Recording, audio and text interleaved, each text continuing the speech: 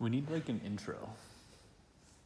Hi there and welcome back to our channel. Just get Kennedy to stand up there, start like, So today we're going to talk about blood flow and blood You guys should just have cards in the back so I can read them and they just think I'm really smart. That would be hilarious. Or you could just learn it. Yeah, it's true. That's one way to learn. Are we recording it or no? We're recording already, yeah. Okay, cool. So I think we already made a video saying that we're going to talk about blood flow, blood pressure, and peripheral resistance. It's already uploaded. Yes. Oh, you already uploaded? It's on YouTube. Oh, it's on YouTube. Oh, okay, cool. Oh shit, we're gonna be famous. We did like the video on blood pressure. You uploaded that already? Yeah, that one. Yeah. Oh, okay, cool. So we did the video on blood pressure. I don't think we did anything about peripheral resistance, but I'm just gonna get it out of the way right now. So 3 things that affect peripheral resistance. Blood viscosity. Okay, 1, blood viscosity. Okay, what else? Yeah. Blood vessel length. Yeah, so just blood vessel length. Okay. And diameter. And blood vessel diameter. So these 2 we can change in the body. This one we can't really change, obviously. So in terms of regulating peripheral resistance, it's just through these 2 factors there. And like we kind of covered anything that would have been necessary to understand that in the blood pressure video. So I'm not going to go over it. But we will talk today about blood flow. So, blood flow equals blood pressure divided by peripheral resistance. Self-explanatory. Doesn't need more explaining than that.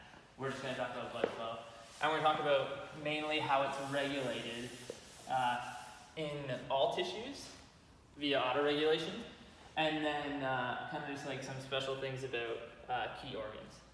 So, when we talk about blood flow, I'll write it again, just waste some more time. What are the 2 ways that we go about regulating it from like the viewpoint of autoregulation? So we have 2 types of control here. Metabolic and myogenic? Yeah, so we have metabolic control, and we have myogenic control. Okay, so metabolic control. Anyone want to explain it to me? You go for it. Okay, so metabolic, like autoregulation in the tissues, what we have is, let's say our tissue needs more oxygen. That's going to lead to a change in the blood vessels supplying that tissue. So if we have increased oxygen, decreased carbon dioxide, so this is like in the tissue here, and we have increased pH, for example. Our tissue does not need more blood. It has enough oxygen. The pH is fine, and the carbon dioxide is low. So we actually, if anything, just need less blood. So that's going to cause like more vasoconstriction. So if this is a regular blood vessel diameter, it's going to shrink, okay? Now, if we had the opposite, so if we had decreased oxygen here, we had increased carbon dioxide in the tissue, and we had decreased pH, meaning that like this tissue is working and it's using more than we've been giving it. It's going to, the blood vessels in the area are going to, the tissue, is going to release nitric oxide and other vasodilators, which is going to, again, vasodilate those blood vessels. So if this is a regular blood vessel diameter, it's going to increase in size. Therefore, we get more blood flow to the tissue, increasing oxygen, getting rid of the carbon dioxide, and regulating the pH. So, myogenic control.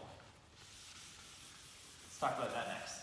Anyone have an idea of what that does? So metabolic is local to the tissue? Local to the tissue. Yeah, they're both local to the tissue. This is kind of like stuff is released from the tissue itself into whatever, like the capillary level, into the blood vessels, and changing how much blood we're getting into that tissue. Again, if we have increased tissue demand, then we need more blood. So we would release vasodilators, increasing the blood flow to the tissues. Myogenic control. What is that? What does that mean? Smooth muscle. Yeah, so in this case, we're talking about the smooth muscle in the blood vessel walls. So with this delivery of nutrients and like getting rid of waste products from the tissue, we need to have adequate perfusion. So if this is our blood vessel, okay, and this is not what it looks like. Let's say that our blood vessel is only filled that much with blood, so it's filled half. That's not good because we don't have enough pressure to lead to perfusion here. So we're not getting oxygen going into the tissue. So what do we need to do? We need vasoconstriction. And how does it occur in this case? It's the smooth muscle. It has stretch receptors. So if there's no stretch on those vessels, it actually contracts. When it has stretch on those vessels, it leads to relaxation. And this is more just for safety of the blood vessel and ensuring adequate perfusion. So if we decrease the size of our lumen here, we would have this completely filled with blood, and then we would have better perfusion there. Okay, cool. So that's myogenic, just stretch receptors. That's all it is. If you guys have any questions, you can ask. I know that. Is that connected with like sympathetic innervation too? No, this is not. Separate? Yeah, there again, two ways to regulate blood vessel diameter, but they're not the same process. Okay, so these are both just like local to the tissue that either needs or doesn't need Yeah, so blood, and the sympathetic is like an overall. yeah, body so sympathetics like act, I would imagine, like fairly indiscriminately. So when you have sympathetic output along a nerve that goes to blood vessels, that entire blood vessel is getting that sympathetic output, leading to vasoconstriction. Whereas this is specific to the area. So if you have whatever, you don't have it filled as much here, you would get that contraction. It's more specific to the area of the blood vessel because it's specific to the smooth muscle in that blood vessel. Does that make sense? I don't know if I did a good job explaining that. Okay. So these are the two ways that we regulate blood flow in our tissues. Now we're going to talk kind of about just more specific tissues and organs. So first one we're going to talk about is skeletal muscle because this is something that came up in class. And yeah, I just think I'll explain it. So people ask if we have increased sympathetic output, that would lead to vasoconstriction.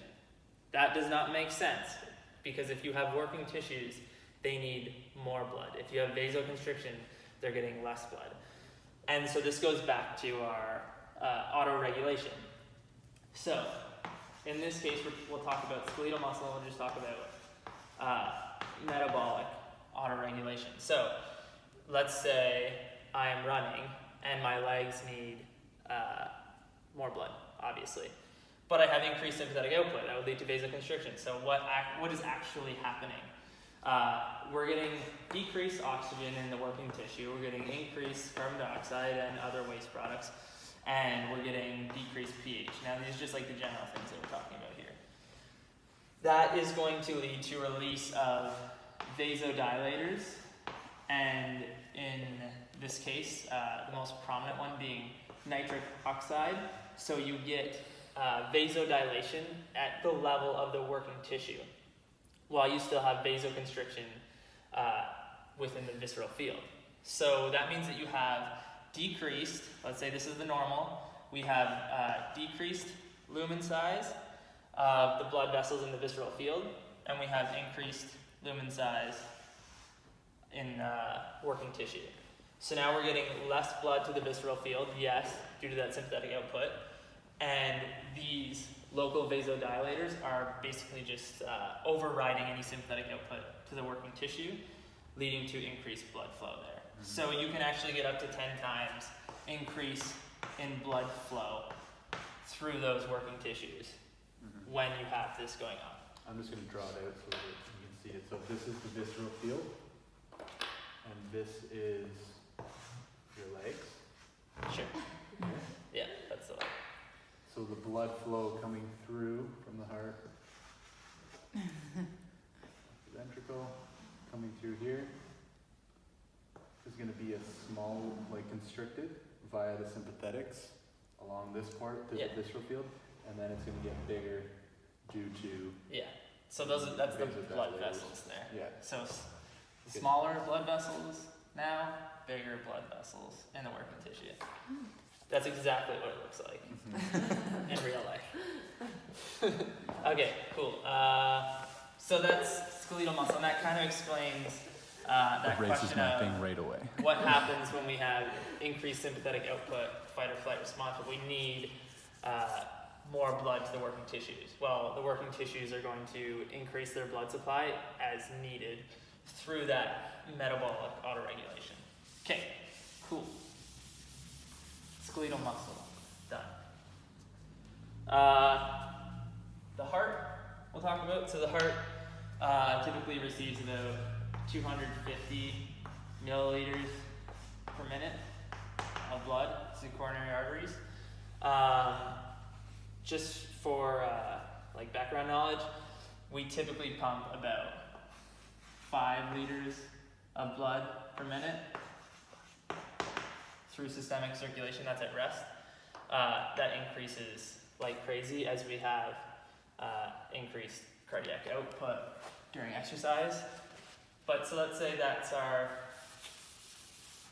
regular for the heart. That's how much blood it gets. It can increase about 3 to 4 times during exercise. So up to like 1,000 milliliters per minute. And I would imagine in some people obviously more.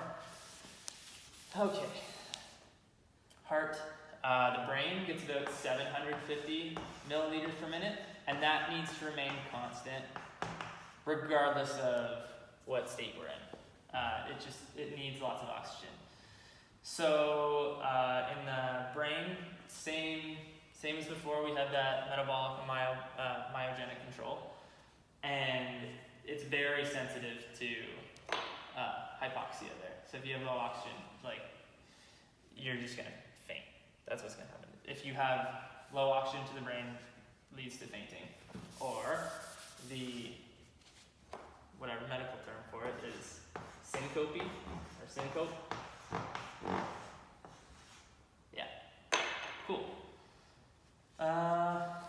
What else do we want to talk about?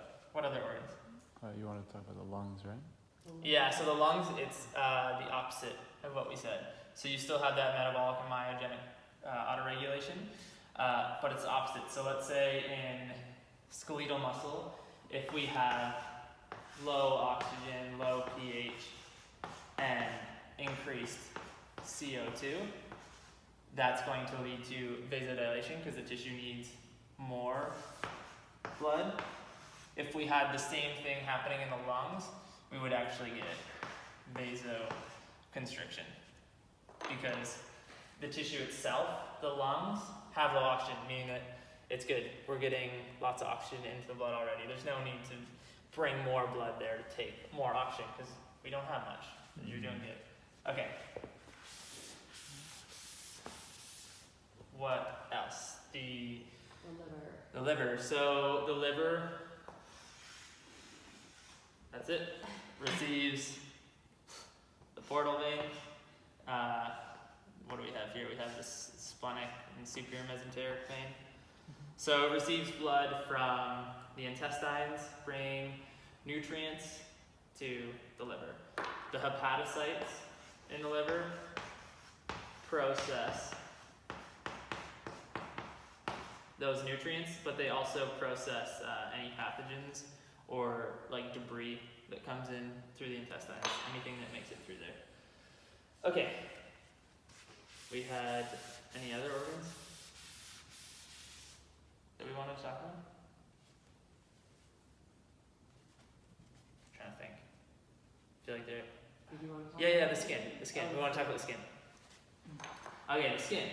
The skin is cool in terms of blood flow going through it because one, Obviously, it just acts like every other normal tissue based on that metabolic control.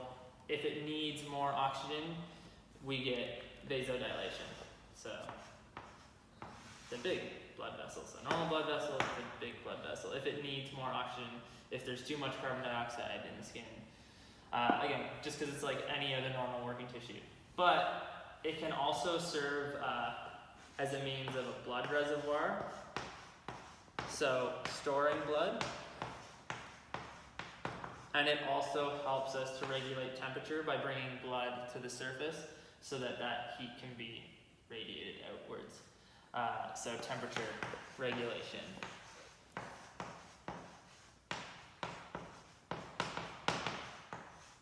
This first one obviously is just served via autoregulation. 2 and 3 for blood reservoir and temperature regulation, we require a neural intervention. And yeah, I think that's all we'll talk about for that. And then if people have questions, they can just post it in the Facebook group. I haven't looked at this stuff in a while, so if it seems a little off, feel free to check Marie. That's where I got the information from. I found it to be a good source. So, and I like the book because it explains it in like a simple fashion. It's not difficult to understand. Okay. Good job. Thank you for coming, guys.